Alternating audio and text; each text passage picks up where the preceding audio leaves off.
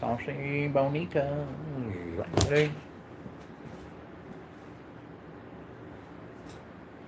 Saucecans amigo. What do you have to say about that? Alright. That works.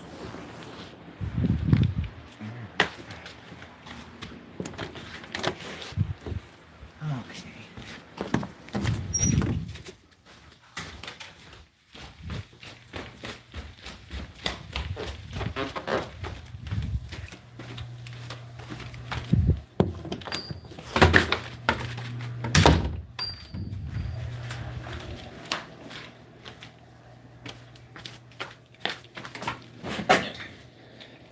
Hello. Well, hello. Hi. Oh, hi there. Hi.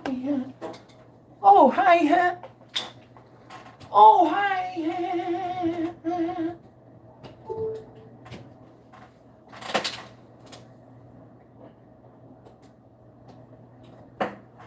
Oh, this is on a bend.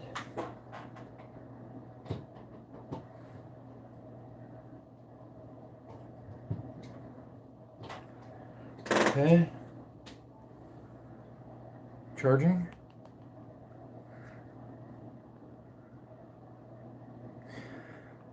Okay. Can't talk about time zones on YouTube. Can't talk about time zones. I don't think so. Hey, you can't talk about time zones on YouTube. Oh, I can't talk about time zones? Shoot. Oh, shoot. Oh, shoot. I don't think so. Are people getting that upset about time zones? Oh, you can't talk about that on YouTube.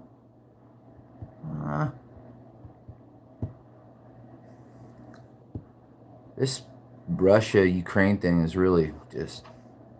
Can we get out of this? So the whole entire nation... Oh, close the skies, remember? We already knew they were going to close the skies because of the foretelling of Lindsey Graham. Just listen to Lindsey Graham talk and he'll let you know what's coming. Oh, Vladimir Zelensky faces the nation. Oh. Adrian Votger what we are covering here? Oh, this is CNN. I knew there was a reason why it sucked. I knew it. Okay, they're going to close the sky, probably. They're going to enact... Oh, Zelensky addresses Congress. What is this about? President Zelensky? Oh, gosh. Oh, apparently Zelensky is facing the nation, or whatever it says, facing Congress. All right, let's... Enacting new Pearl Harbor or whatever. Zelensky... Good. Zelensky pleads the U.S. Congress, we need you right now. Trending over on Drudge Report. Vladimir Zelensky summoned the memory of Pearl Harbor on September 11th. Terror attacks on Wednesdays. Appeal to U.S. Congress to do more to help the Ukraine fight against Russia. All kinds of Russians. There's all kinds of weird Russian things like happening to Russian people. It's very weird. Like people are coming after the Russians, and it's all kinds of craziness. Live streamed into the Capitol complex, Zelensky said the U.S. must sanction Russian lawmakers and block imports. You must block imports to Russia, and we need to shut down their internet. And we need, basically, for them to have their own everything. And then we're going to have our new world order over here. You guys don't want in? All right, we're cutting you off from everything. Everything. So they want to shut down Russian airstrikes. How did Russia walk into this trap? Did he just finally just get over it and he was like, all right, you wore me down. I'm going to come on in. And they're like, come on in. We're not going to blow any bridges. Come on. And then they got him. And then that's where they just... U.S. must sanction Russian lawmakers blocking imports, but rather than an enforced no-fly zone, he instead sought other military aid to stop Russian airstrikes. So Zelensky still wants airstrikes. He's like, no, we don't need to close. He wants to acknowledge the no-fly zone. So listen, okay, Wednesday he appealed to U.S. Congress, Russia. He acknowledged the no-fly zone as he sought to close the sky to Russians over his country may not happen. Live streamed into the Capitol. Okay, so he says it may not happen, shutting down the skies.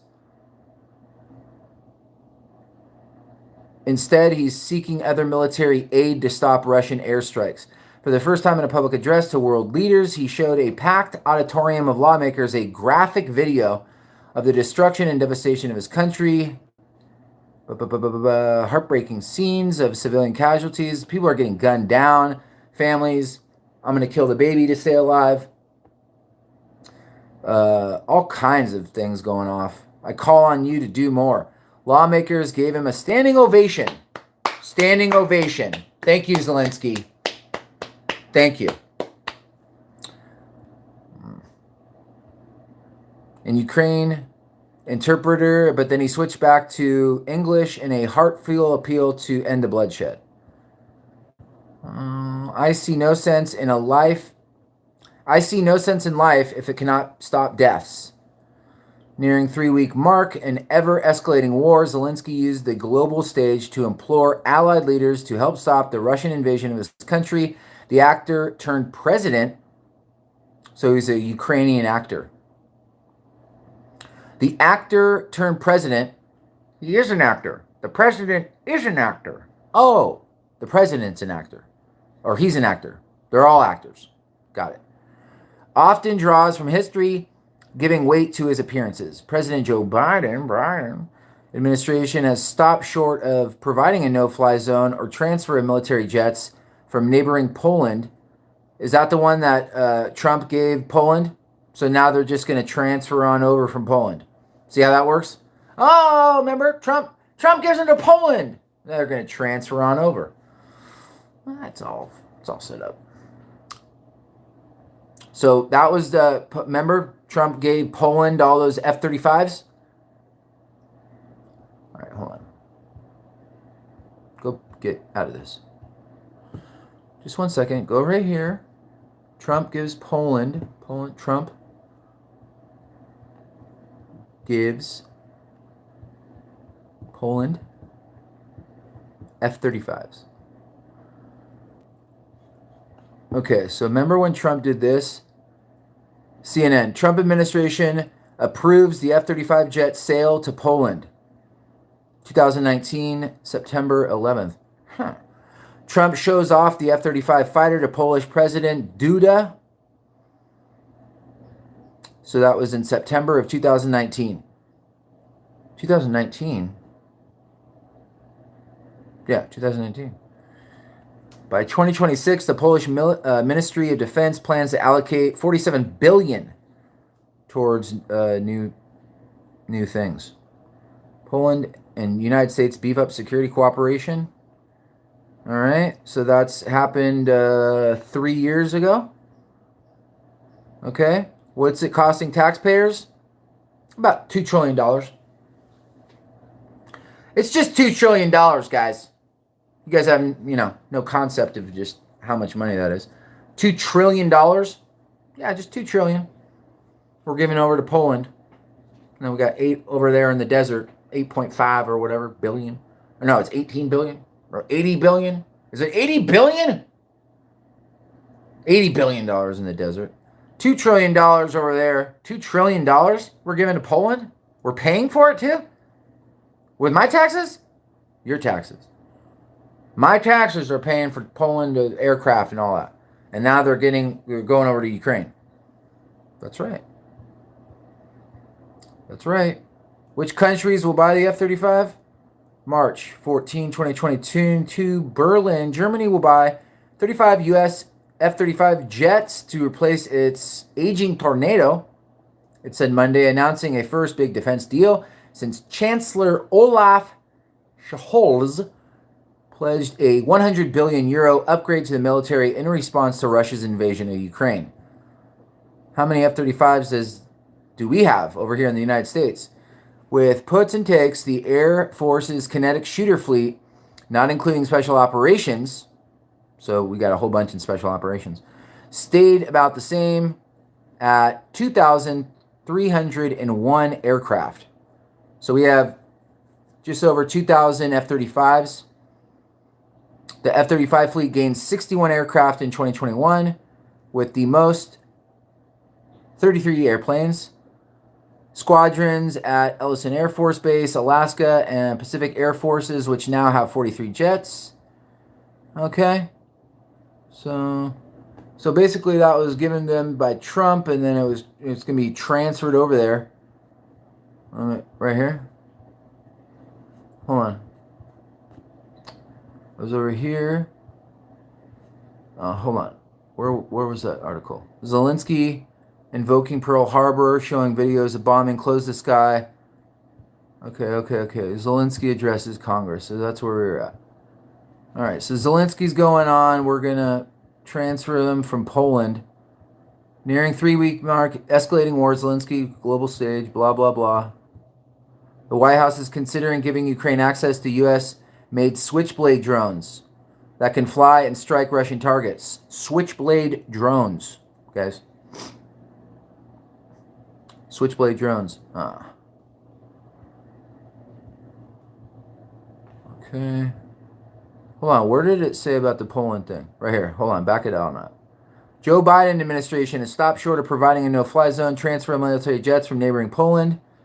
So, the transfer of military jets from neighboring Poland. So Biden stopped that, though. The U.S. seeking to avoid direct confrontation with nuclear-armed Russia. Who's transferring them if Joe Biden doesn't transfer them? Oh, because they don't want to direct whatever. Biden was to deliver his own address following Zelensky's speech and expected to announce an additional $800 million in security assistance to Ukraine. Oh, by the way, gas dropped. Gas dropped a lot. All right, so he's not authorized to speak and blah, blah, blah, blah. Giving Ukraine access to U.S.-made Switchblade drones that can fly and strike Russian targets, according to a separate person familiar with this matter, but he's not allowed to talk because he's in the government. Zelensky has emerged as a heroic figure at the center of what many view as the biggest security threat to Europe since World War II. Almost 3 million refugees have fled Ukraine, the fastest exodus in modern times. Wearing his now trademark army green t-shirt, Zelensky began the remarks to his American friends by invoking the destruction of the destruction U.S. suffered in 1941 when Japan bombed the naval base at Pearl Harbor in Hawaii, and the 2001 attacks on the World Trade Center by the Pentagon and militias who commanded passenger airplanes to do the things that they did. Remember Pearl Harbor? Remember September 11th? Our countries experience the same right now. Senator Angus King, the Maine Independent, said there was a collective holding of breath in the room during Zelensky's address. Republican Senator Lindsey Murkowski of Alaska said, if you did not look at that video and feel that there is an obligation for not only the United States, but the free countries of the world to come together in a new world order and support Ukraine in the new world order, you had your eyes closed. Majority Whip Dick Durbin, ladies and gentlemen, called the address heartbreaking and said, I'm on board with a blanket check on sanctions, just whatever we can do to stop this Russian advance. Outside the Capitol, demonstrators held a large sign lawmakers saw as they walked back to their offices. No-fly zone equals World War III. No-fly zone equals World War III. The Ukraine president is no stranger to Congress, having played a central role in Donald Trump's first impeachment. As President Trump was accused of withholding security aid to Ukraine as he pressured Zelensky to dig up dirt on political rival Joe Biden. Oh yeah, that's where all that Ukraine stuff. Man, oh man, oh man, oh man. Why is there so much activity over in Ukraine? You guys are washing money, you say. Zelensky trying to dig up. Zelensky spoke Wednesday from a giant screen to many of the same Republican lawmakers who declined to impeach or convict Trump, but are among the bipartisan groundswell in Congress now clamoring for military aid to Ukraine.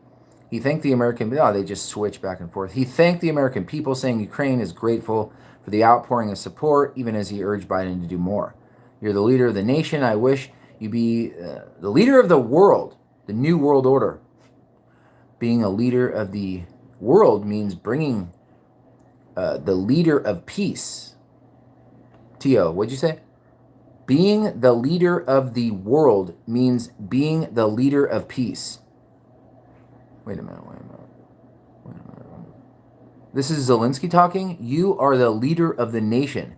I wish you be the leader of the world. The New World Order?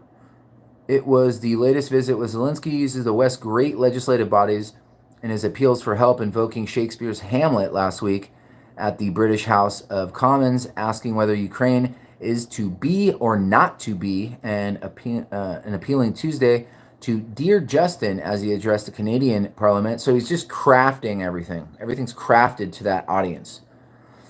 So he's all European when he's talking to the Europeans, and then he's all this when he's talking to these people, and he's all Canadian when he's talking to the Canadians, and he's all American, gung-ho, cowboy when he's talking to America. So they're just crafting on up there, The leaders of the New World Order. Justin Trudeau. He often pushes for more help to save his young democracy than world leaders have so far pledged to provide. To Congress, he drew on the image of Mount Rushmore and cowboys and McDonald's. He told lawmakers that people in his country want to live in their nation, their national dreams. They want to live their national dreams, just as they do. Talking Ukrainian here. Democracy, independence, and freedom. Biden has insisted there will be no U.S. troops on the ground in Ukraine and has resisted Zelensky's relentless pleas for warplanes. Too risky. We can't do that. Potentially escalating into a direct confrontation with nuclear-armed Russia. Direct conflict between NATO and Russia is World War III. Biden was saying Zelensky appeared to acknowledge the political reality. This is too much to ask to create a no-fly zone in Ukraine. We must shoot down Russian planes, and we can't do that. People are like, no-fly zone. You know what that means, right?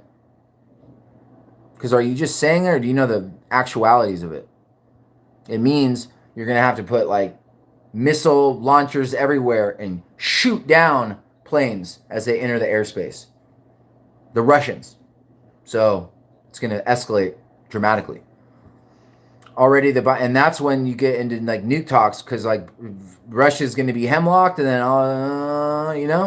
it could be all of a sudden, and then, but I don't know. That would be just really stupid, because unless you could destroy the enemy's capability to hit you back, which I don't think any nation can. I mean, the big nations, there's things in place. There's launchers on the bottom of the ocean that are drones that can fire nukes. So, what, are you going to hit all of them? Are you going to hit all of the cargo ship containers that are missile batteries disguised? Are you going to hit all of those? Are you going to hit you going to hit everything simultaneously before they get off any, And then who knows what other bombs or whatever type of weapons, that's when it's going to go full-on Huckadanzia. Already, the Biden administration has sent Ukraine more than 600 Stinger missiles, 2,600 Javelin anti-armor systems, unmanned aerial system tracking radars, grenade launchers, 200 shotguns, 200 machine guns, near 200 for the whole country of Ukraine. You're just going to arm 200 people? That's all? 200 shotguns? 200 machine guns, nearly 40 million rounds of small arms ammunition, helicopters, patrol boats, satellite imagery, body armor, helmets, other tactical gear. Congress has already approved $13.6 billion in military and humanitarian aid. Announcing security will come from that allotment, which is part of a broader bill that Biden signed into law Tuesday. AP writer, Okay, we're done. So that's what's going on there.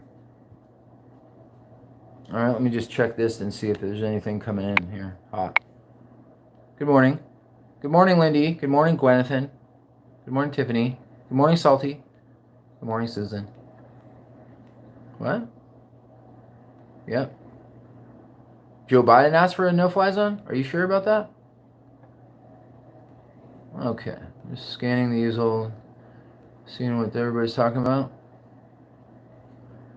Yeah. I'm looking down here. I'm seeing you guys like sometimes scan me into some really good news. Japan just had a tsunami alert. Okay, good. Thank you, Access. Let's go to the tsunami alert. Everybody likes a good tsunami, you know? Salami. Tsunami alert. Oh, it was right there. Strong earthquake felt in Japan, ladies and gentlemen. This is coming in over the newswire. Strong earthquake felt in Japan. A tsunami has been issued. A tsunami threat issued. Preliminary 7.3 magnitude quake. A strong earthquake struck off the coast of Japan late Wednesday, triggering a tsunami threat, leaving more than 2 million households without electricity. 2 million people in Japan. Blackout. Preliminary reports put it at a 7.3. Earthquake occurred just off the coast of Fukushima, ladies and gentlemen. Why'd they put a nuclear reactor in that spot? Well, I'll never know. Was it done on purpose? Because you guys do reports, and that report had to show you Fukushima's not the place to put the freaking nuclear reactor. I don't know. Because before you even like buy land or whatever, you're doing all kinds of geological surveys and everything. I would think for a nuclear reactor, you would not put it in a zone that is like a high fault area. But that's just me. Tsunami threat was issued for the east coast of Honshu, Japan by the Pacific Tsunami Warning Center based on preliminary earthquake parameters. The center warned of a possible hazardous tsunami waves for coastal communities within 186 miles of the epicenter. A tsunami is not expected in California, Oregon, Washington, British Columbia, or Alaska, according to the U.S. National Tsunami Warning Center. Here's the AP.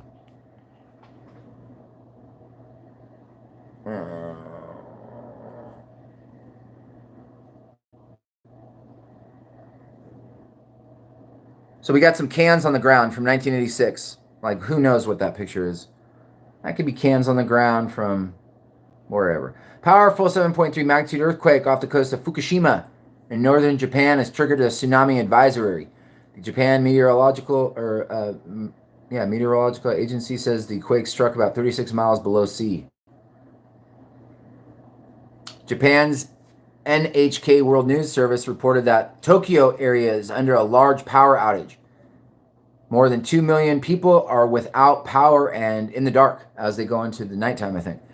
No immediate reports of death or injury so far. Japan Meteorological Agency said the quake struck around 11:36 p.m. So they're already in the nighttime. So they're in the dark. The epicenter pinpointed about 21 miles below sea. In 2011, a strong earthquake struck at the same general area, causing a tsunami, causing a deadly nuclear disaster at Fukushima Daiichi nuclear power plant. Japan's nuclear regulatory reported Wednesday that preliminary information indicates no abnormalities at the Fukushima so far. The Fukushima nuclear plant. It's developing, though. Ooh. Thank you. Access to Christ. Giving us the good news here. I mean, it's not good news, but, you know, get us off this drudge kind of hemlock news that they got us on over here. Get us off this weird, bought out, and paid for drudgery part. Okay. By the way, I can't go to certain sites. Is that Russian propaganda? Is that Russian propaganda? Is that Russian propaganda? Okay. Let's see what else people are talking about here. I mean, just give me some things. Putin wants Alaska back and places sanctions on Joe and Hunter Biden. Is that right? Hold on, let me go over to the chat on this thing. Because I can't go on that. I can't like scan it on that. Oh, it's not available? Okay, go to YouTube. Let's go to the Tube Center. And then go to James Mundercover.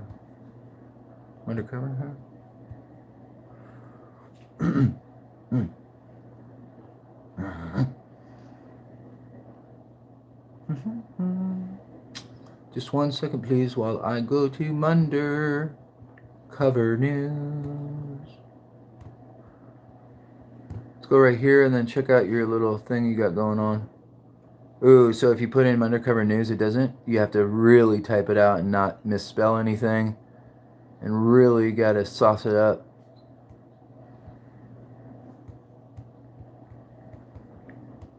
Under cover news. Thank you.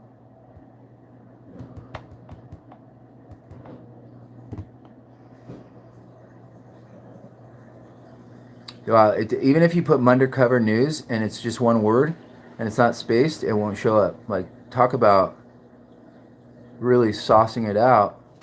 Dude, Undercover.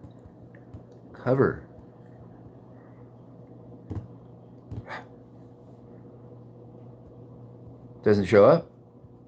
So they're hiding me. Like, if you type in my name, it doesn't come up. If you type in my fucking name, it doesn't come up. All right, well.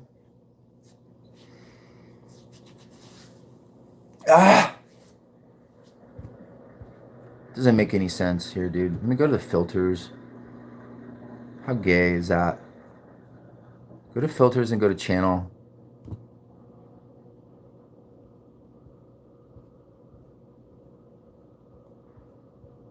Dude, that is the fucking craziest shit. They don't have it at all.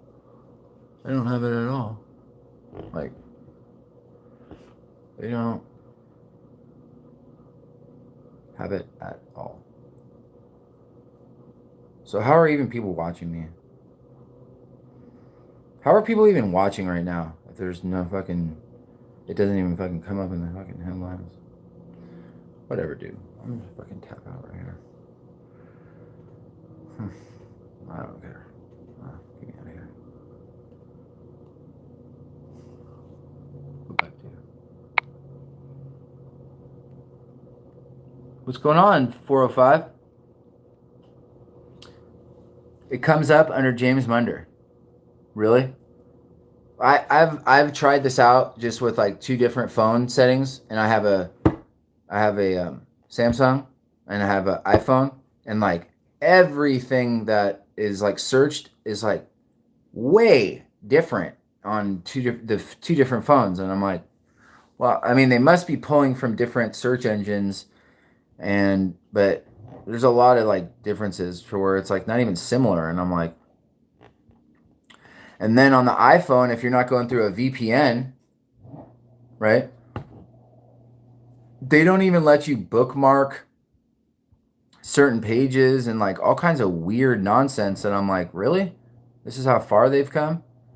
You try to go over to Alex Jones and they're like, no. Like if you type in right, and it's on Drudge Report too.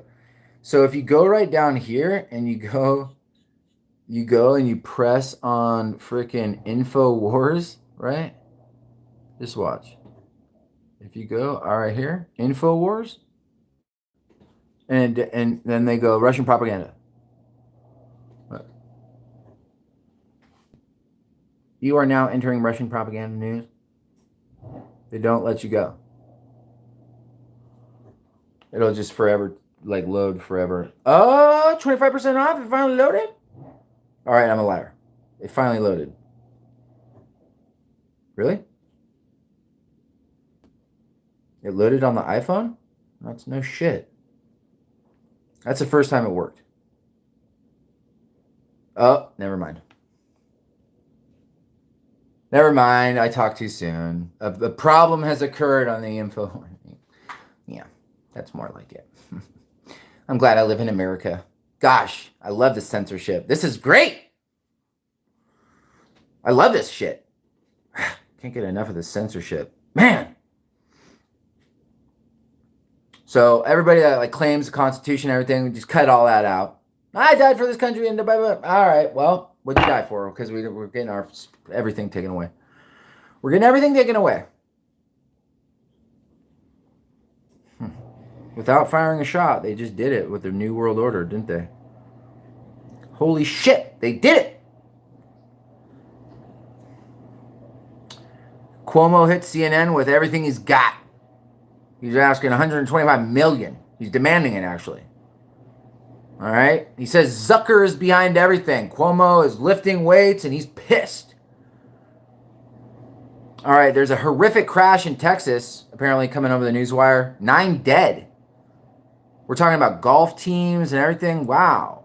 What happened in Texas?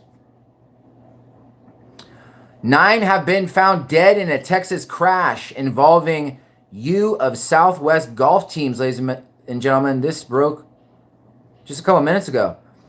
Andrews, Texas. 9 people have died in a fiery head-on collision in West Texas, including 6 students and a coach from the New Mexico University, where returning home from a golf tournament, a pickup truck crossed the center line of a 2-lane road in Andrews County, about 30 miles east of the New Mexico state line on Tuesday evening, crashing into a van carrying members of the University of Southwest men and women's golf teams, said Sergeant Stephen Blanco of Texas Department of Public Safety. 6 students and a faculty member were killed in the crash, along with the driver and a passenger in the pickup truck. 2 students were taken to in critical condition by helicopter to a hospital in Lubbock, about 110 miles to the northeast. It's a very tragic scene, very, very tragic. National Transportation Safety Board said sending a team to investigate. University of Southwest is a private Christian college located in Hobbs, New Mexico, near the state's border with Texas. So Christians, a whole bunch of Christians just died. Christian college located in New Mexico. Teams had been scheduled to play in a tournament at Midland College, about 315 miles west of Dallas. We're still learning about the details of this accident. Devastated, we're deeply saddened about the loss of our students and our coaches. The university said on Twitter that it's working to notify family members of those involved in the crash, and counseling and religious services would be available on campus. Midland College, which hosted the golf tournament, said Wednesday's play would be canceled because of the crash. 11 schools are participating in the event. All the players and their coaches from the participating schools met together early this morning. Midland College athlete director Forrest Allen said in a statement Wednesday, "We were all shocked to learn of this tragedy. Our thoughts and prayers are with USW as they grieve the terrible loss. The crash happened in the same area, but not the same roadway, where 3 people were killed in November when a pickup truck crashed into a school bus carrying members of Andrews High School band."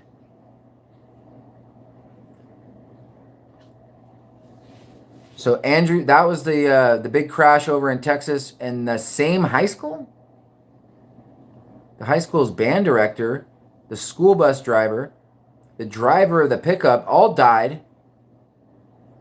And today it was another crash, or last night it was another crash, or early this morning, or whatever.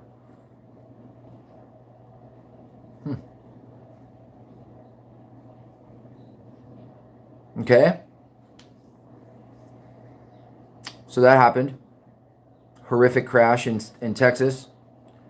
All right. We're going to get daylight savings time permanent that they're passing through Congress, which means that the time zone that we're on right now will always stay, and you're never going to have to switch your clocks back again. But you're going to have to switch your clocks 2 more times and then never again.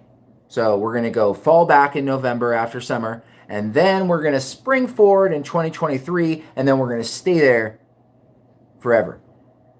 Okay? A Hawaiian man's body was found in a bathtub filled with concrete. Police say lover killed him, buried him in concrete, and then left. Okay? Hearts turning cold, ladies and gentlemen. A CIA post over here. Hawaii man body was found in a bathtub filled with concrete. The police say a lover killed him. Okay? In his last email to his brother, let's get this on the reader. His last email to his brother, Gary Ruby, ladies and gentlemen, Gary Ruby, 73, announced that he had found a new love interest. His name was Juan, and he was much younger than Gary. Gary and Juan. Gary and Juan. By early March, Gary's brother, Lorne, stopped hearing from his brother. It had been 3 weeks since their last exchange, so Lorne asked police to do a welfare check at Gary's home in a gated community in Honolulu. When police arrived, they found Juan staying at the house. It wasn't long before they found Gary's body in a bathtub in the home, covered in concrete, coffee grounds, and several insects. Now Juan Tidor Barin, 23, has been arrested and charged with second-degree murder in the killing. Barin was also charged with first-degree theft, identity theft, and what the Honolulu Police Department says were Barin's attempts to claim ownership of Ruby's multi-million-dollar home and his Audi sedan following his death. Barin was arrested last week in Anaheim, California, on a Greyhound bus headed for Mexico, ladies and gentlemen. Police discovered him hiding in a crawl space underneath the bus. So he was on the bus in a crawl space, running from police as he killed somebody and tried to take their multi-million-dollar home and his Audi. I'm just going to take him and just bury him in the bathtub. And then I'm just going to be over here, you know? Had gay sex with him for a while. I killed him. I'm going to bury him in concrete and insects. And then I'm just going to take over. Okay? And then he went to jail forever. As early as Wednesday, Barin was being held without bail in Los Angeles County. Ladies and gentlemen, he's here. Wow, shit. According to jail records, Honolulu police said his extradition back to Hawaii is still pending. No attorney for Barin is listed in the court records. Ruby lived in Hawaii, Loa Ridge, a gated community in Honolulu where homes listed for as much as $27 million. Ruby bought his house for nearly $2.2 million in March 2020, according to property records. On March 7th, police showed up to perform a welfare check. They met Barin, who told them he owned the house. That was news to a community security guard who accompanied police to the residence and knew that Ruby had bought the house in 2020, according to an affidavit. The guard told Barin that he needed to register his ownership at the community's main office. Barin then tried to do that, and according to the affidavit, emailing the office in an unsigned, unnotarized deed from Rubio's email address. On the registration forms, Barin also wrote down the number for a 24-hour fitness as his contract information. Sounds standard. During a search of the house, the next day, investigators discovered Ruby's body in a bathtub, covered in concrete and insects. Barin was arrested March 9 by the U.S. Marshal Service and the Los Angeles Police Department. The next day, Barin confessed to killing Ruby, according to the affidavit. The two men had been in a sexual relationship. And when Ruby told him that he was HIV positive, Barin became angry. Soon after, on an unspecified date, Barin noticed that Ruby had been choking on some food. So Barin placed a belt around Ruby's neck, tightened it until Ruby lost consciousness, and then he put him in a bathtub, dragged him over to the bathtub, slit the man's wrists using a kitchen knife to stage a suicide. All right. Barin then filled the bathtub with concrete he found in the garage. All right. And then when that wasn't enough to cover Ruby, he went to Lowe's to buy some more. To hide the body's smell, Barin said, he covered up in concretes and coffee grounds, sprinkled it with some insects. All right. Barin also admitted to trying to claim ownership of Ruby's home and his gold Audi A6. About a month before Barin was arrested, Kai Johnson met Barin on Tinder. Here's some more social media massacres. This is another social media massacre on Tinder. Ooh, man, there's a lot of massacres over on social media. Ugh. Barin invited Johnson and other friends to Ruby's home, claiming he was wealthy and worked as a financial advisor. One room was always locked, Johnson recalled. And he remembers Barin telling him, "Oh, you can't go in there. It's being worked on. I got somebody in the fucking bathtub and concrete and insects and coffee grounds. I'm HIV positive." Jeez Louise, this is heavy. Friends of Ruby told KHON that they doubted Barron's story very much. Having HIV, David Ellison, one of Ruby's longtime friends, told the outlet that having HIV would not have been something that he would have been kept secret. Ellison wrote that he wanted to visit Ruby at his newly purchased home in Hawaii. We were just eager because ... That really was his dream, Ellison told the news station, and we wanted to share in that dream with him, which adds ... our angst because we still wanted him to live out his days there. That's frightening. That's a frightening story. That's one more for the count of just horrific slaughters over in social media. I mean, every day we're getting a social media slaughtering. It's scary. We got the leg the other day. Remember? The lady with the leg, she met online over on Plenty of Fish, and then she chopped her up, and then she kept her leg and went to the 99-cent store over in Queens. Romney warns of extraordinary challenge to preserve American democracy. Skip. Judge orders Proud Boys leader to remain behind bars and just die. Fed's expected to raise rates, but unique challenges could slow the pace. ... Cost of living, devastating impact. Everything's going up. Gasoline tanks in Los Angeles, people are popping them left and right. There's mechanics all over the place that are reporting people are coming in with their gas tanks punctured. They're stealing gasoline. I mean, I don't know. Is it easier than siphoning? Can't you siphon and just save the tank? I mean, if you're going to steal, like, why do you have to, like, oh, now that this guy's coming out to work, now he's late, he can't go to work, and now he has to go and pay $1,000 to replace his gasoline tank. He has to get it towed first, and then he has to get it towed to the place, and then they're like, what happened? He's like, I don't know. They stole the gasoline. So that's what's happening. Gas came down today, dropped about $6.70 last time I checked. Crude comes down about, so it was at a high of like $127 a barrel. Something like that. It's at $94 now. So we're well above like anything we've ever seen on gas. Okay, so the cost of living devastated. As you could probably tell when you go to the shopping mart, there's probably things that you can't find and everything because of what is it called? Oh, there's a name. But all the supply chain breakdown is what I was trying to say. There's a huge supply chain breakdown going all the way back to COVID, and then now it's coming in for all this and just everything. All right, and then the gasoline's going up, food's going up, the 99-cent stores no more. Okay, you can't go to the 99-cent store and get anything for 99 cents anymore because prices are going up dramatically. It's going to $2 store now. It's a $2 store now. All right. Cost of living going up dramatically. Great. Retail sales soften as gas prices begin to bite, meaning go down. Wall Street gets a reprieve from crackdown as Raskin bows out. I don't know what that's about.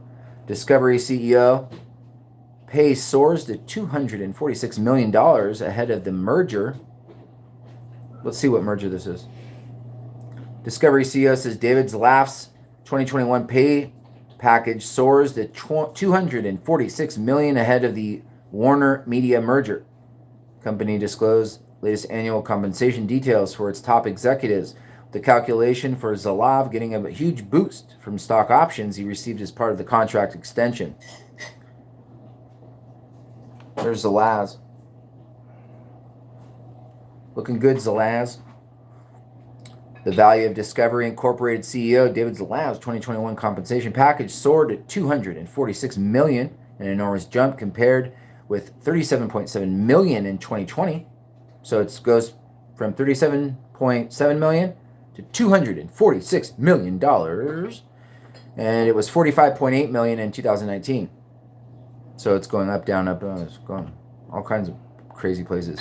Company disclosed compensation for Zaslav and other senior executives in a regulatory filing Monday. In May 2021, Zalav signed a new employment contract through the end of 2027 that was designed to keep the veteran media executive at the company through its merger with AT&T and Warner Media. That's what all that shit is. It's the AT&T Warner Media merging. So if you have something that has AT&T, it's all weird, you know, right now because of the merger.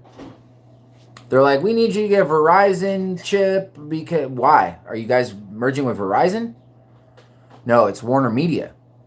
The merger is expected to be completed in the second quarter.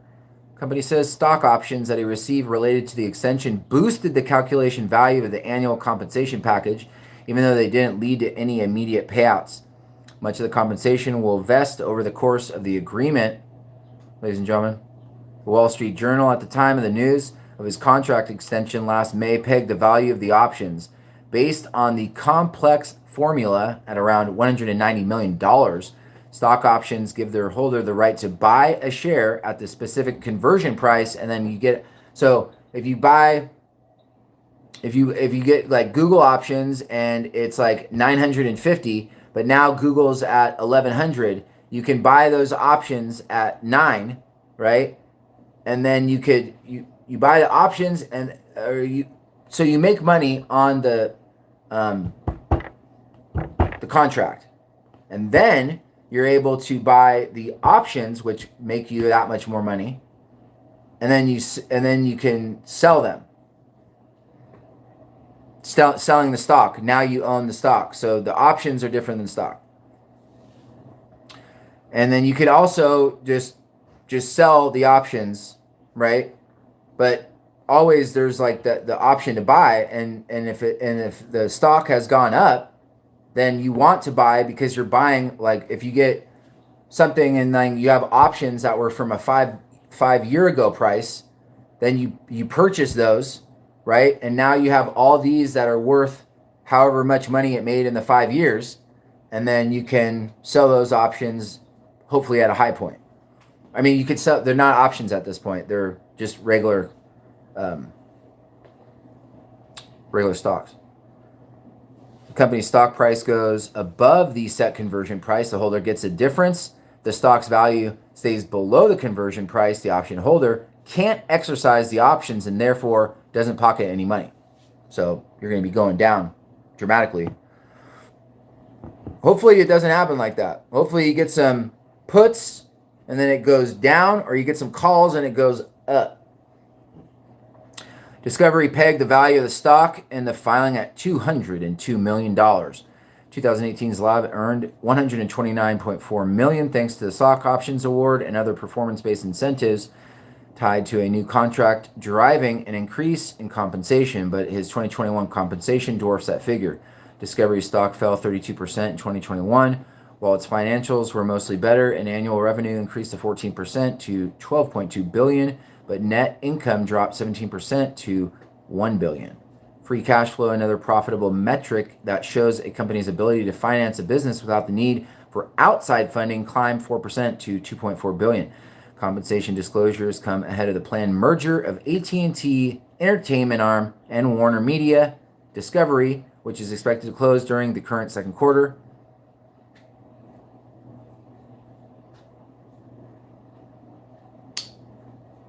Zaslav and his team have said the enlarged media and entertainment juggernaut wants to take on such streaming giants as Netflix and Disney, but avoid overspending on streaming to focus on long-term sustainable profitability. Discovery says its annual meeting will be held in a virtual format on April 8th, including a shareholder vote, combined WB Discovery Executive Compensation Plan. It's April 8th, it says. That's probably a day that something's going to go down with the stocks, you know what I mean? I'll just write down that date really quick.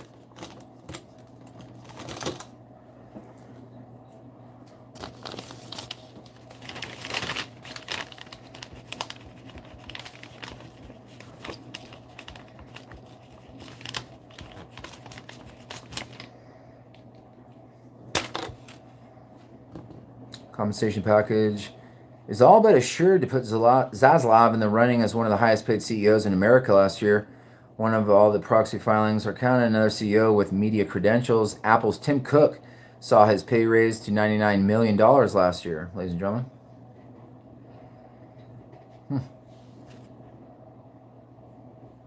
Denmark mulls cigarette sale ban for the next generation. It makes me want to have a cigarette.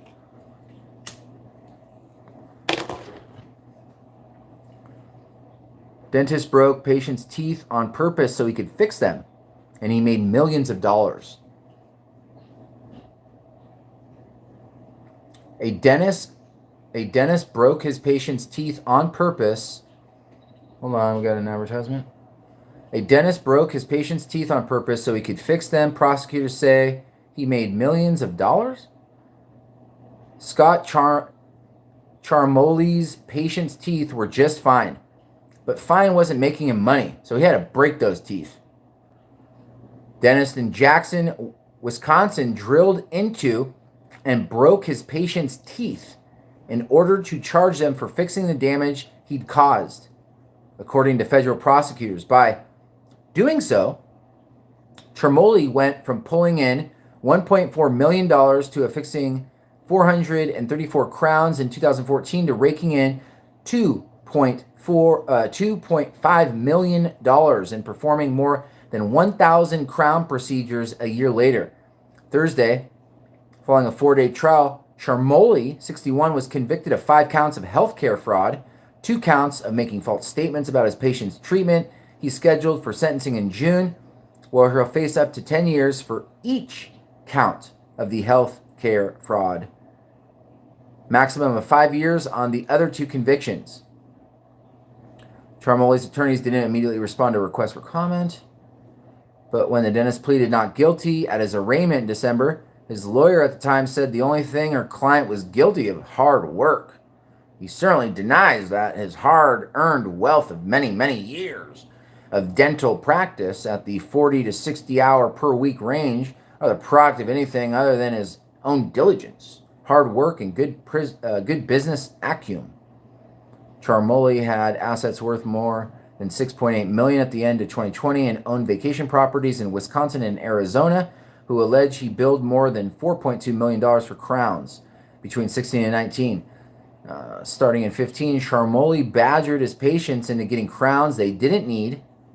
Federal prosecutors are alleging after intentionally damaging their teeth, he submitted pictures and x-rays to insurance companies before photos to justify the treatment required to fix the damage he had just done on the patients. One of those patients, Todd Tchecki, testified that Charmoli persuaded him to get 2 crowns during one sitting, even though his teeth seemed fine. Wow, ladies and gentlemen. It seemed excessive, but I didn't know any better. I just trusted him. Just trust those people that you're giving all this money to. Charmoli gave his patients more crowns, a procedure in which a dentist replaces a damaged or missing part of a tooth with a tooth-shaped cap. 95% of Wisconsin dentists from 16 to 19, according to federal prosecutors at Charmoli's trial. Insurance company executive testified that the average dentist in the state performs about 6 crown procedures per 100 patients, where Charmoli did more than 32, according to the Journal. Former dentist assistant Charmoli testified that traffic at his practice, Jackson Family Dentistry, picked up after they moved into a larger space, and marketing experts encouraged him to push patients into paying for more services. So that's his defense. Wow. That's big news here. Watch out for your dentists, but brush your teeth. Okay. All right, we're just going over the news here. We're just scanning the headlines. California bill would make social media liable for children's addiction. What's that about? Israel, largest cyber attack ever? California bill aims to make tech firms liable for social media addiction in children. New bill adds to a stack of proposed legislature drawn up to curb social media's influence over young people.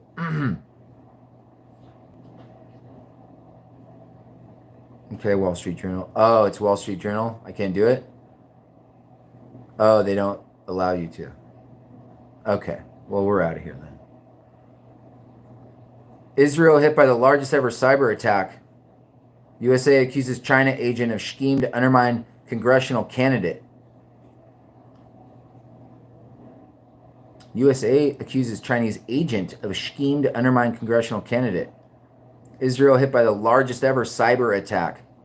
Putin says West's attempts to have global dominance is coming to an end. Beijing attempt to play both sides of Ukraine crisis starting to crack. Oligarchs on the run. Abramovich plane lands in Moscow hours after spotted at an Israeli airport. Panic buying is happening over in the Middle East as an invasion sparks fear over food and fuel. Travel hell. TSA has investigated almost 4,000 mask-related incidents since the mandate went into effect. Stunt pilots to trade planes in midair for history-making live special. Oh, guys. Stunt pilots to trade planes. The stunt pilots to trade planes in midair for history-making live special event. Hulu and Red Bull are partnering on Plane Swap, an extreme stunt that sounds exactly what it sounds like. It's going to be a swapping of planes.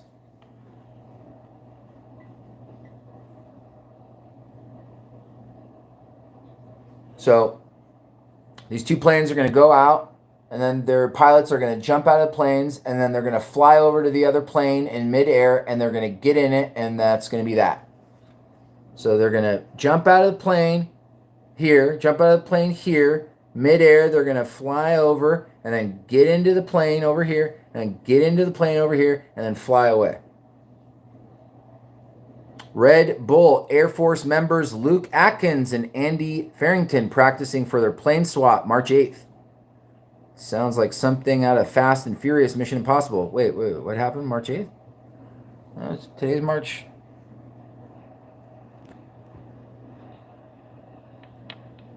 16. Oh, so did it happen? Sounds like something out of Fast and Furious, but it's for real. Wait, what happened to this? The plane swap? All right, let's go see what happened with plane swap. Did they crash or what? Plane swap. Plane swap. 2 hours ago, skydiving from one plane to another at 14,000 feet. Wild mid-air plane swap has been decades in the making. Stunt pilots to trade in air for history. Live special event. Hulu will live stream Red Bull's unprecedented plane swap skydiving stunt exclusively in the United States. Hulu is going to be live streaming Red Bull's freaking demonstration over here. It's already happened on March 8th. Okay, so Hulu is presenting Red Bull's latest death-defying aerial stunt as the exclusive U.S. live streaming partner. The opportunistic rights pickup shows how Disney is hunting for new head-turning opportunities to help Hulu stand out in the crowded streaming market. Red Bull's plane swap event set for Sunday, April 24. Sunday, April 24. Write that down. Sunday, April 24. Skydivers and pilots Luke Atkins and Andy Farrington, each piloting a single Cessna to 14,000 feet in the skies over Arizona, will put their planes into a vertical nosedive. Then they'll jump out in midair at 140 miles an hour, leaving the cockpits empty to attempt to skydive into each other's planes as they hurtle towards the ground. The never-before-attempted plane swap stunt will be live-streamed on Hulu beginning at 4 p.m. Pacific on April 24th. Hulu is the executive streaming partner of Plane Swap in the United States, and Red Bull TV is the broadcast platform for the rest of the world. Hulu, the event will also be available to watch on demand starting the next day. So go watch that. The old plane swap. Israel's going to oligarchs on the run. Let's go. It's oligarchs on the run. And Abramovich, remember the Abramovich was in the yacht in Moldova. All right, and then he's flying back to, and then there's like squatters in their houses and everything. And Abramovich arrives in Moscow, flying in from Israel via Turkey. Oligarchs spotted in Ben Gurion VIP Lounge Monday in a sighting. First sighting since he was sanctioned. UK welcomes Israel announcement it won't allow oligarchs to bypass the sanctions. Roman Abramovich landed in Moscow early Tuesday morning after a short stop in Turkey. Reuters confirmed hours after the Russian-Israeli oligarch was photographed in the VIP departure lounge in the Tel Aviv airport. Reuters said Abramovich is not in Russia to meet with President Vladimir Putin, citing a source familiar with the matter. Flight data tracked by a Twitter account that tracks the movement of oligarchs' aircraft showed that a Gulfstream G650 belonging to Abramovich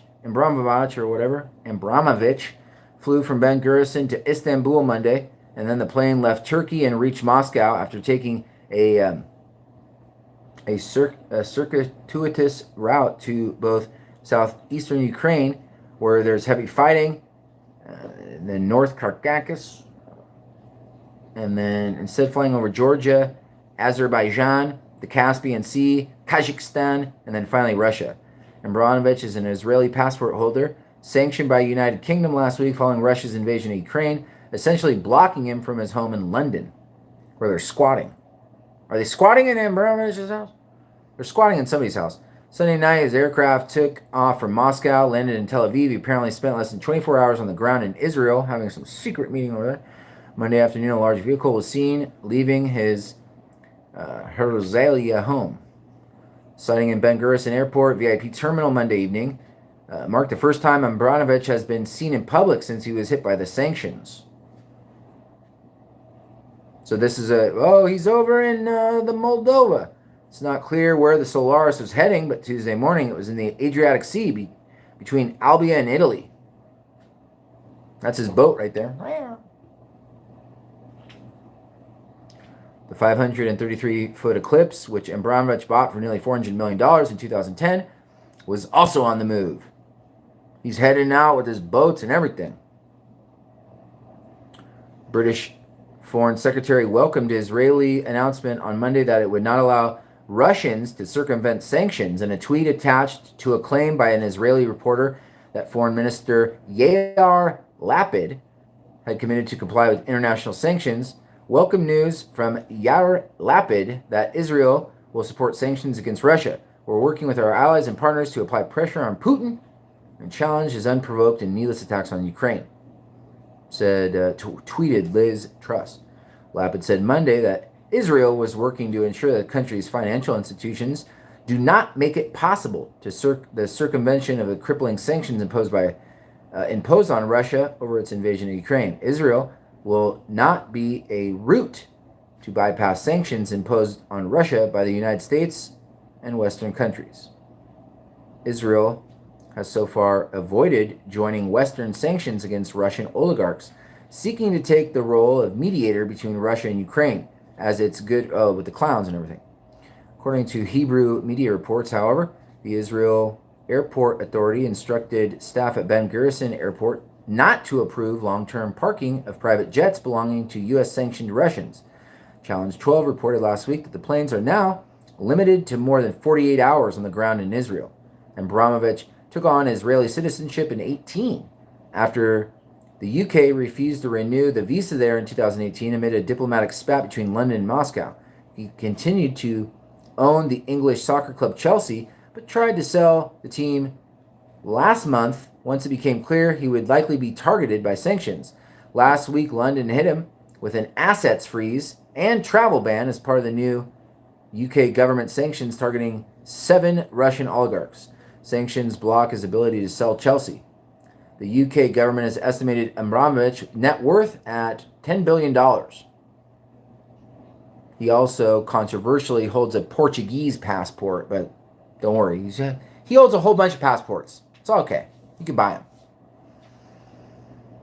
Abramovich is a major donor to causes in Israel, including Yad Vashem, Holocaust Memorial, and Museum in Jerusalem. This has placed Israel in a very difficult position of having to adhere to U.S. and EU sanctions while trying to maintain good relations with several prominent donors to Jewish-Israeli causes. Yad Vashem announced last week that it was suspending a newly announced strategic partnership with Abramovich weeks after he said he pledged an 8-digit donation to strengthen its endeavors in the areas of the Holocaust research remembrance. His announcement did not specify what would become of this money. 8 digits. So panic buying is spreading over Middle East. Nicolas Cage is doing things, but I read the article and he's turning things down, so I don't know what's going on. Turned it down 3 or 4 times. I wanted no part of it. Oh, but you're doing it, though, aren't you? You're doing it, Nicholas. No? The Great Resignation may be accelerating. More young workers are considering leaving the company. A year into the Great Resignation, spurred by the COVID-19 pandemic, more employees are considering quitting their jobs now in 2021, according to a survey by Microsoft Corporation, which also found that more than half of younger workers are mulling a job change within the next year. Microsoft's second annual Worker Trend Index, which examines global employee attitudes, showed an increase in respondents who said they are somewhat or extremely likely to consider a job change. Overall number jumped to 43% of respondents from 41%. A result that Microsoft at the time dubbed the Great Reshuffle. Others dubbed it the Great Resignation, which saw U.S. workers quitting jobs in record numbers. Among Generation Z and Millennials, or workers under the age of 41, 52% in Microsoft's poll said they might switch jobs. And only 35% of the older Generation Xers and Baby Boomers said they were thinking of leaving their workplaces. Workers who have been doing their jobs remotely, some or all the time, still aren't sure if they want to be physically in the office at all. Among hybrid workers, 51% say they want to switch to fully remote, while 57% of those who are working from home say they will be willing to consider returning to the office. The people who are coming back into the office now are not the same people who left. Microsoft's vice president for modern work attitudes towards jobs are changing. More than half the respondents said they are prioritizing health and well-being over work, according to the index, with Microsoft surveyed over 31,000 people in 31 countries, combined with those data from LinkedIn and Microsoft Office programs. While the software giant is hawking tools to make hybrid workforce function better, a flexible culture is more important than technology to keeping employees happy and productive.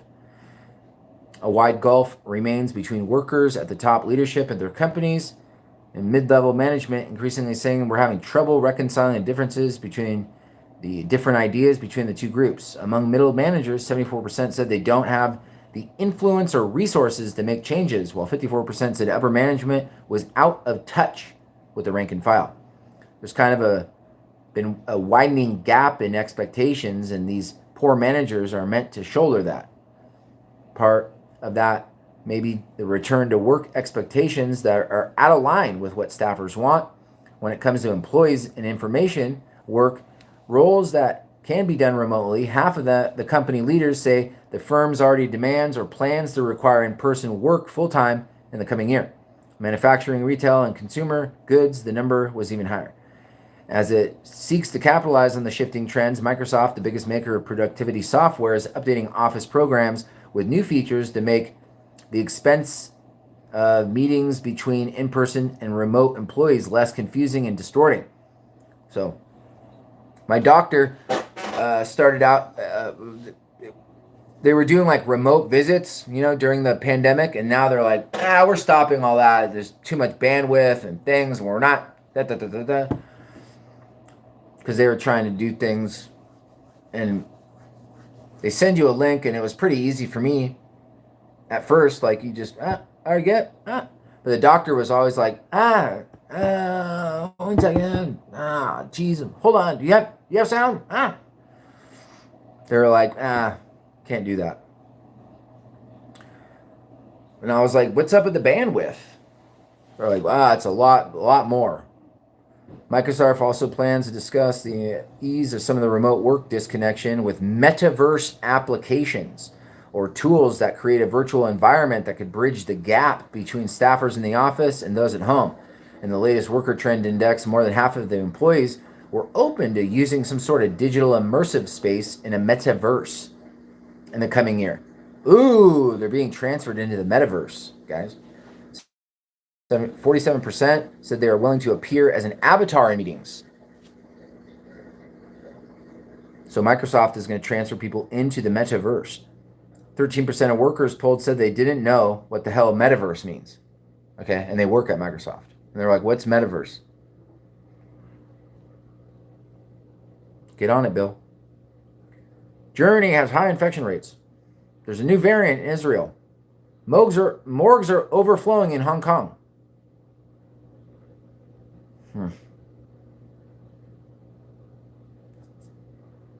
We had the 7.3 magnitude earthquake hitting Japan, a tsunami alert issued, but I don't think there's a tsunami because we would have heard about it by now. Right? There would have been a tsunami. So you guys would have told me, right? Is there a tsunami? Microsoft processor, Adrenochrome, Google Chrome, Adrenochrome. Westside Patriot, what's going on? Gwendolyn, I got a link, but I don't want to get Munner in trouble. Oh, Gwendolyn, you're not going to get in trouble. You can't post it though. You're not allowed to. Gwendolyn, you're not allowed to post links because you're not a moderator, right? A Linux car or a Linux cat? You be the judge. Glad to see you're good. Cy Michael or whatever. Leanna and connections and collaborate. Oh, yay. Westside Patriot. Okay, hold on. Is there any news in here? Kentucky?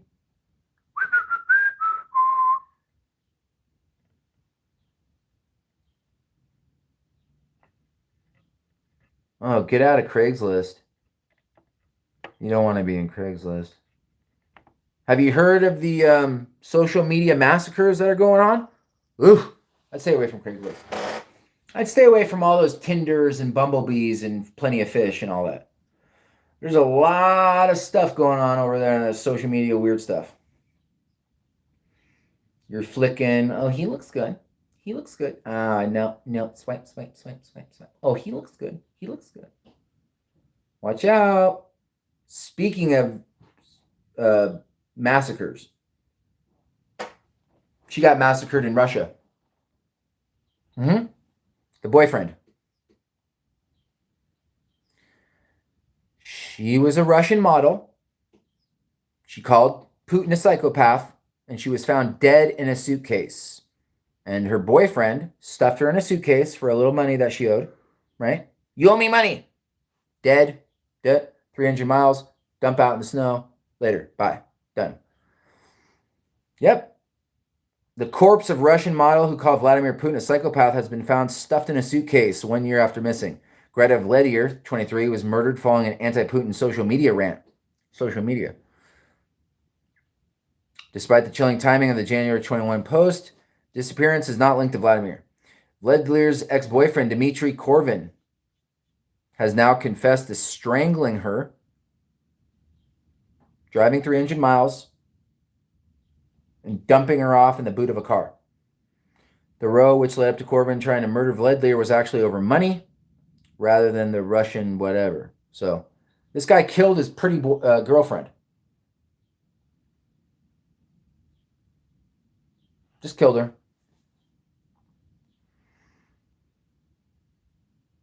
Remember the guy live streaming over on YouTube, and he was like, I think it was Russian, but it could be something else. And they were like, yeah, like lock your girlfriend outside, yeah, like, and it was like freezing cold outside, and like, yeah, and then she dies, and she was pregnant with his kid. Remember that? You gotta watch out. You gotta watch out. All right, so this is the last hurrah here. 200-mile-an-hour bullet train is derailed again. ... Buildings are shaking in Tokyo. What's that? Oh, we got the Japan Live tsunami 7.3 tremor strikes buildings shaking in Tokyo. Oh, there's over 2 million people in the dark over there. Tsunami waves of up to 1 meter expected to hit the coast of Japan. Oh, ladies and gentlemen, there is a tsunami hitting. No abnormalities in the radiation, but there's a fucking tsunami coming. Witnesses describe earthquake as the scariest in 10 years. 7.3 earthquake has struck Japan, rocketing buildings in Tokyo, leaving 2 million people without power. The U.S. Embassy in Tokyo said a tsunami warning has been issued for Miyagi and Fukushima prefectures. Footage shared on social media shows buildings shaking, huge flashes of light in the sky, people screaming. Japan Meteorological Agency said the quake struck 36 miles below sea off the coast of Fukushima, in the same region that was hit by a major earthquake following a tsunami in 2011, calling the Fukushima nuclear disaster. YouTuber Chris Broad wrote on Twitter, scariest earthquake in 10 years. Had an actual panic attack and thought the whole bloody building was coming down. Stated with a big one that died off. And then all of a sudden, a second massive one that knocked half the apartment over. Fire alarms going off all around Sendai right now. Musician Shina Mizoguchi wrote, that was one of the longest earthquakes I have ever experienced. Hope Japan's safe. Everyone's in the dark right now. It's midnight-ish. Prime Minister Fumio Kishida Fumio Kishida said the government was working to assess the extent of any damage after the tremor. Okay. Also, the bullet train derails. 100 people on board, and that was over in the Japan area. Japan bullet train has reportedly derailed. 100 people on board. Tanhuku Shinkansen bullet train derailed between Fukushima and Shiroshazu stations. Officials said no one was injured in the incident. Meanwhile, Japanese media shared footage of the rubble, which had collapsed into a road in Yagiyama near Sendai during the earthquake.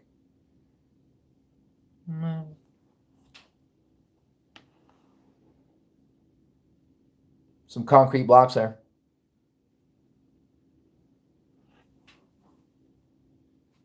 Fire alarms set off at Fukushima nuclear power plant. This is just hitting. Fire alarms have been set off at Fukushima. I told you it was coming. The fire alarms at Fukushima are going off. 2 water pumps stopped at the site. All right. The Nuclear Regulatory Authority is watching out at Fukushima right now. Radiation levels at the station are normal for now, but stand by. People in Japan are being warned that a similarly strong earthquake could strike again in the next week. Chief Cabinet Secretary Hirokazu Matsuno said there is a possibility that another earthquake as strong as an upper 6 could strike in the next week. We need to be on alert. Tsunami waves of up to 1 meter expected to hit the coast of Japan. Tsunami waves of up to 1 meter expected to hit the coast of Japan. Government organization Japan Safe Travel just warned a tsunami is expected to hit the coastal regions of Miyagi. JST, which provides safety tips to foreigners, tweeted, tsunami advisory has been issued March 16, 11:39 p.m. A tsunami with an estimated height of up to 1 meter is expected to strike the coastal regions of Miyagi and the coastal regions of Fukushima. Get out of the water and leave the coast immediately.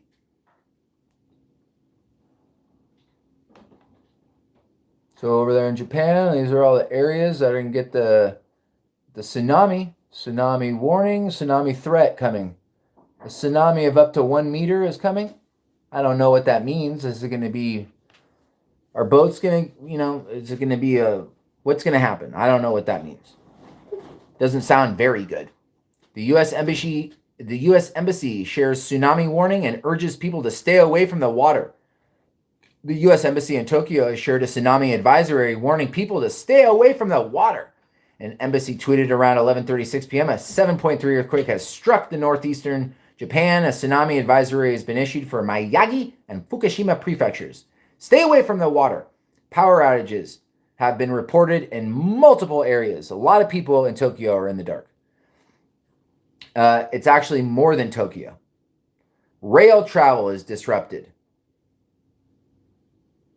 Flashes in the sky. Earthquake rocketed buildings over there. So it's nighttime over there. And there's the sky lit up. Sky looks like daytime. I don't know exactly where that's at, but it looks like Tokyo. Tokyo! Let's move. All right, simmer down. Huge flashes spotted in the night sky as the earthquake rocketed buildings. There's no abnormalities in radiation at Fukushima nuclear power plant yet. There are no abnormalities. The radiation readings coming in from Fukushima Daiichi nuclear power plant. Tokyo Electric Power Company reportedly is saying it's keeping a close eye on this. The plant was seriously damaged when an earthquake triggering a tsunami in Japan in 2011. It damaged some of the station's reactors and caused radiation to leak out of the plant. There's 2 pumps that have already gone out. So they're saying everything's fine and everything. I don't think the pumps are supposed to go out like that.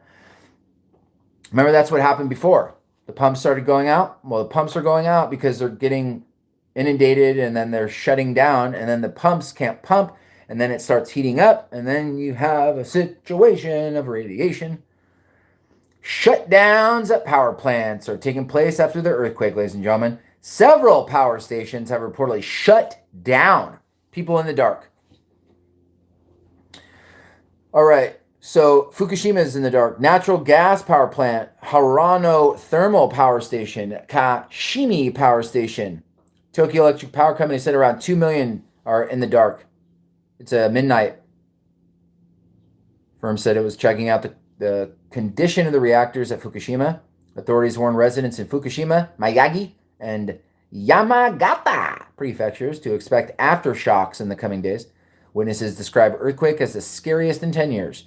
Witnesses describe the earthquake off the coast of Fukushima as the scariest in 10 years. Musician Shinya Mazaza wrote, Mizuguchi wrote, that was one of the longest earthquakes I've ever experienced. Hope everyone in Japan's safe. YouTuber Chris Broad wrote, scariest in 10 years. Hey, ho, ha, we already got over this. Then all of a sudden, second massive one that knocked half over the apartment. Fire bells were going off. In sundry parts of Japan, Tokyo endured power outages. People in the dark over there right now.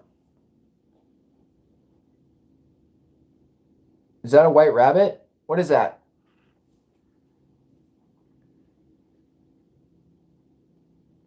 So that's all the stuff you need to know on the... Oh, what is this, bedroom? Oh, mirrors totally... Get this out of here. Hold on. It's an advertisement of sorts. I think they're going to show us some footage here. Just 1 second. Oh, look at it. Mirror just puts that in front of your face.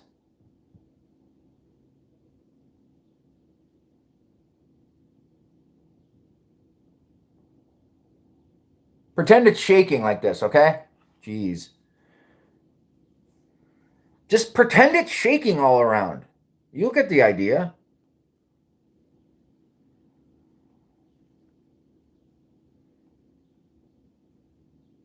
Okay. North Korea may be gearing up for a full ICBM test when the attention focused elsewhere. Oh, here we go with these freaking rockets. Rockets last night at 3 a.m. or North Korea may be gearing up. North Korea may be gearing up for a full-on ICBM test when the U.S. attention is focused elsewhere. Low Earth orbit. Whole bunch of stuff happening last night. Michelle Yee, Hee Lee, and Min Joo Kim of the Washington Post. Seoul, now, South Korea. It's about to be a volatile few months on the Korean Peninsula when much of the world is riveted on the crisis in Eastern Europe. Pyongyang is showing mounting signs it may be gearing up for a major weapons test, potentially for its first time since 2017, of an intercontinental ballistic missile that could threaten U.S. cities, says the Black Ops over there. Wednesday, it tested a suspected ballistic weapon that appeared to have exploded midair after reaching an altitude of less than 20 kilometers. South Korea, meanwhile, is planning its own solid fuel space rocket test this month. Oh, was that what it was? Was it some sort of rocket test? It was right over here. Develop military satellites which could be used to monitor North Korea. In April, there will be a joint U.S.-South Korean military exercise, which North Korean view as hostile. Presidential transition underway in South Korea, where the president-elect vows to take a tougher stance toward Pyongyang. The next few months may lay the foundation for rocky inter-Korean relations during a time when the United States' attention is focused on the Russian invasion. With fewer resources to divert elsewhere, they were probably just skirted under the radar since it's Black Ops. South Korean officials are warning that a successful ICBM missile systems test by North Korea may be imminent, joining U.S. officials in raising concern about Pyongyang's two ballistic missile tests on February 27 and March 5, which were described as the time and space launches by North Koreans that were apparently intended to try out parts of the new missile system ahead of the full launch of the large new ICBM. Wednesday morning, North Korea launched a projectile that Japanese defense and U.S. military officials said may have been a ballistic missile. The test was conducted near Pyongyang, Sunnan area, South Korean military officials said, which was the location of the two recent ICBM launches. The recent SLV space launch vehicle launches make a lot of analysts suspect that they are testing new ICBM capabilities without the political burden of calling them ICBM tests. The recent SLV space launch vehicle launches make a lot of analysts suspect that they are testing new ICBM capabilities.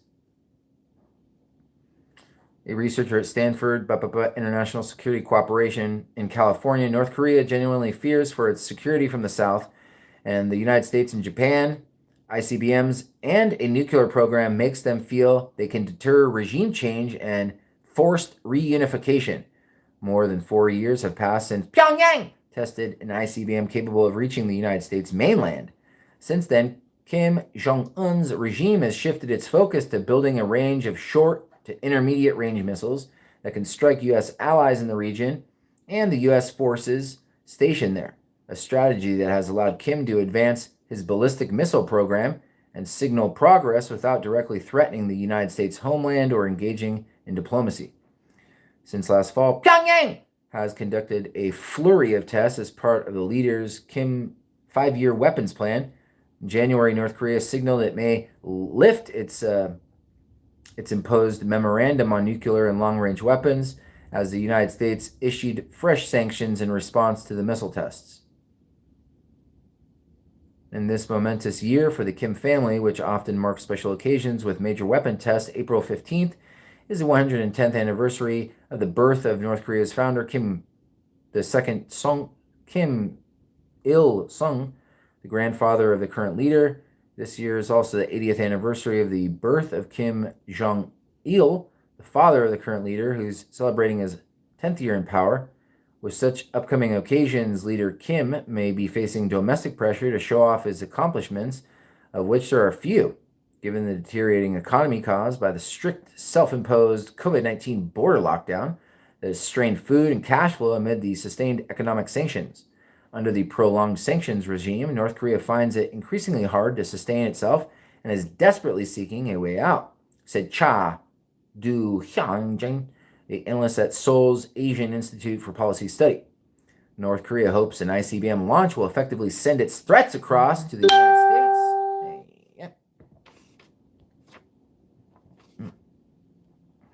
and even extract concession from President Biden while his foreign policy resources are directed to Ukraine. U.S. and South Korean officials are raising the alarm about the ballistic test February 27 and March 5, which they believe involve the Hwasong-17, a new ICBM system revealed at North Korea's October 2020 military parade. Hwasong-17. Ladies and gentlemen, Hwasong-17.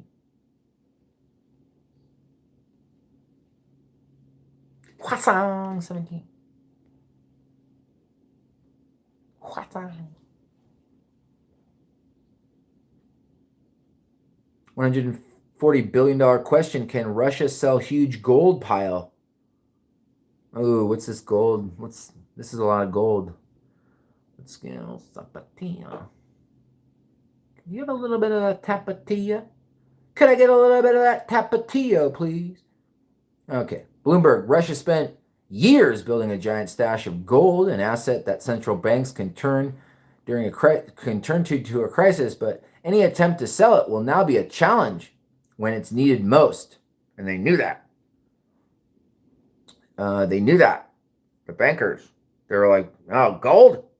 We're going to sanction you. Do everything. Lock you up.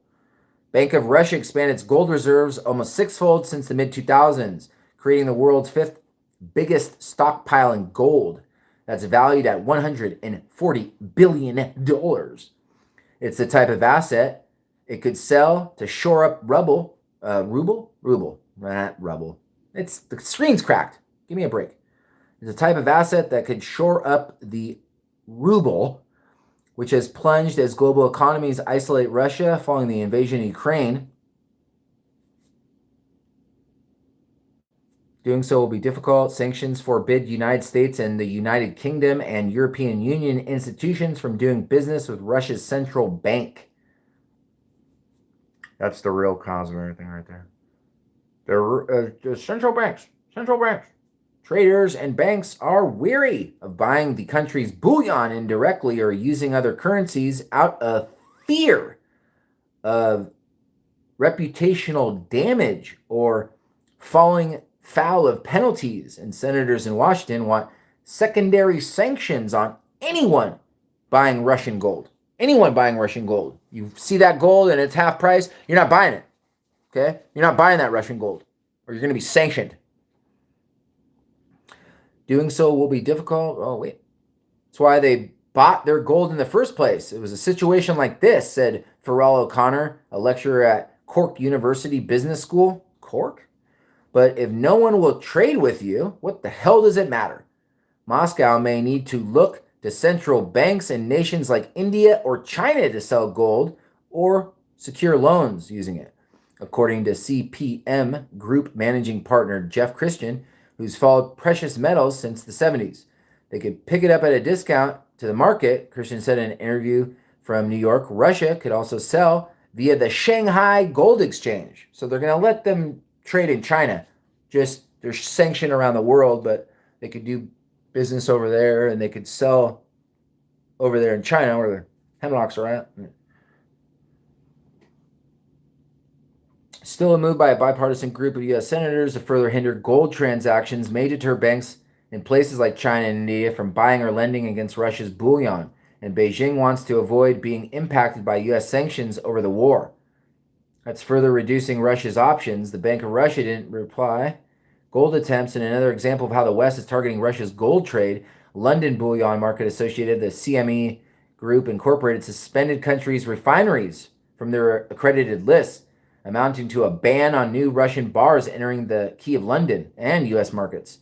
The LBMA's suspension of refineries has restricted countries' access to the market before. Refineries has restricted countries' access to the market before. After it suspended Kyrgyzstan state refinery last year, the country had to ask Switzerland if one of the refineries could process Kyrgyz gold for its central bank so that it could be accepted on the global market, said people familiar with the matter. So at least one Swiss refinery declined to do so on worries of being penalized by the LBMA. One of the people said. The Kyrgyz central bank didn't specify on the matter. Other countries have also turned to gold or tried to do so when facing sanctions. Dictator Muammar Gaddafi, which was like beheaded in the street, remember? We're going to behead you. And they had like a mob of people.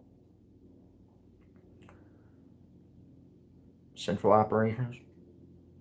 Dictator Muammar Gaddafi sold a share of Libya's reserves to pay his troops during an uprising. According to a former central bank governor, Farhat Bengdara, U.S. indictment against Turkey's Halbank in 2019 described how Iranian funds there were converted to gold, exported to Dubai, and then sold for cash. Venezuela has fought to access its gold stored in the Bank of England's vaults, as the UK recognized opposition leader Juan Guaido as president. The BOE is a popular place for central banks to keep their bullion due to its location within the London market. Former President Hugo Chavez has already repatriated much of Venezuela's gold. Bank of Russia's gold is stored domestically, according to the 2020 annual report. If Russia gets too desperate, it could sell bullion domestically to buy rubles, Citigroup has said. If done at a fixed price, that would be tantamount to an international gold standard. If things were to get worse, you could basically re-anchor to a pile of gold. Credit Suisse Group AG strategist Zoltan Hauser said on Bloomberg's Odd Lots podcast, you need an anchor in situations like this. Okay, that's what's going on with the gold. Oh, also a projectile exploded over in North Korea. You want the 1-2-1-2 punch on this? Okay. Oh, it's South Korea. North Korean. Oh, no, it's North Korea. Back to North Korea. North Korean missile fired from the capital region exploded soon after liftoff in an apparent failed launch. Or it got spiked with something. South Korea's military said, amid speculation, the North is preparing to launch its longest range weapon and the most significant provocation in years. Details of the missile explosion and possibility of civilian damage weren't immediately known, but the launch, the 10th of its kind this year, shows North Korea is determined to press ahead of it and its push to modernize its arsenal and pressure rivals into making concessions while denuclearization talks are frozen. Missile blew up as it was flying at an altitude less than 20 kilometers, a South Korean military official said, requesting anonymity because he wasn't publicly authorized to speak. He said the cause of the explosion wasn't known. So, mystery explosion in North Korea. South Korea's Joint Chief said the launch came as the Sunan area near Pyongyang, the North's capital, around 9:30 a.m., but gave no other details. Lee Chun-kyang, an honorary research fellow at South Korea's Science and Technology Policy Institute, said the missile likely exploded less than a minute after the launch. He said if the missile's toxic fuels fell on civilian residential areas in North Korea, they would likely cause major health impact. There is no immediate outside report of such damage in North Korea. The Sunan area is where North Korea's international airport is located. South Korea media reported that Wednesday's launch occurred at the airport, but Seoul's defense ministry did not specify the exact site of the crash. Cheng Young-kim, a missile expert at Korean Aerospace University in South Korea, said the missile explosion likely sent debris as far as 200 kilometers away rather than causing it to fall straight down from the midair blast. Due to its flying speed, the missile likely flew about 10 kilometers before it exploded. The U.S. Indo-Pacific Command said North Korea had fired ballistic missile, but it didn't say whether it was a failed launch. Command statement said, I'm sure it was a failed launch. Didn't it explode in the air a minute after launch? Command, they didn't know if it was, but maybe there was something quick it had to do or something. Ballistic missile, it didn't say whether it was a failed launch. Command statement said the launch didn't pose immediate threat to U.S. territory and its allies, called on North Korea to refrain from further destabilizing acts.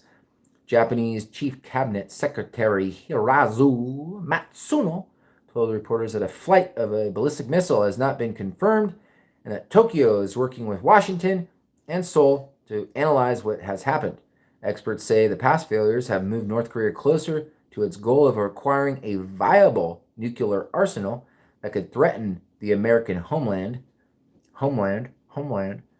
of 8 Muzudan intermediate range missiles.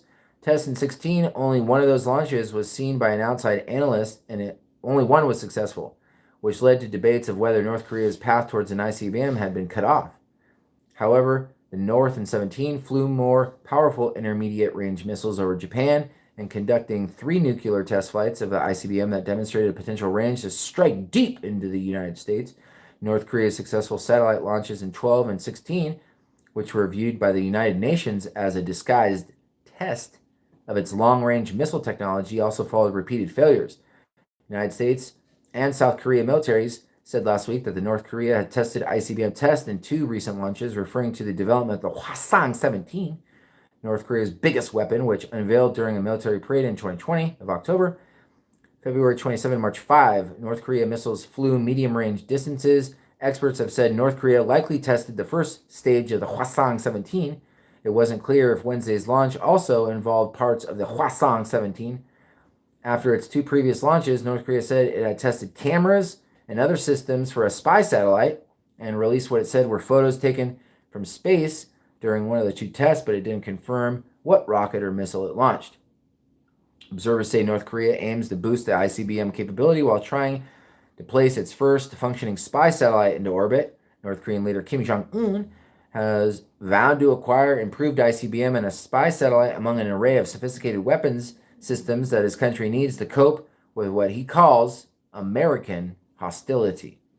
Early Wednesday, North Korea's state news agency released photos of a smiling Kim, clad in a long black leather coat, visiting a towering apartment complex under construction on the outskirts of Pyongyang. The news agency